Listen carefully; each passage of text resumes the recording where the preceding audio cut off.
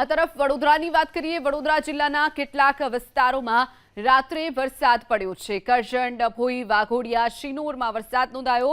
શિનોરમાં રાત્રે તોફાની પવન સાથે વરસાદ ખાબક્યો છે, તો વાઘોડિયામાં પણ ભારે પવન ફૂંકાતા લગ્નનો જે મંડપ હતો તે ઉડવાની ઘટના બની છે। તો ડભોઈમાં પણ રાત્રિ દરમિયાન જોરદાર પવન ફૂંકાયો અને ત્યારબાદ વરસાદ વરસ્યો હતો। વાઘોડિયામાં જે લગ્ન પ્રસંગ હતો તેનો જે મંડપ બનાવવામાં આવ્યો હતો, ભારે પવનના કારણે આ મંડપ ઉડી ગયો હોય તેની પણ ઘટના બની હતી। તો આ તરફ ડભોઈમાં રાત્રિના દરમિયાન જોરદાર પવન ફૂંકાયો અને ત્યારબાદ વરસાદ વરસ્યો છે। તો વડોદરામાં પણ ગ્રામ્ય વિસ્તાર અને શહેરી વિસ્તારમાં વરસાદી માહોલ જોવા મળ્યો છે।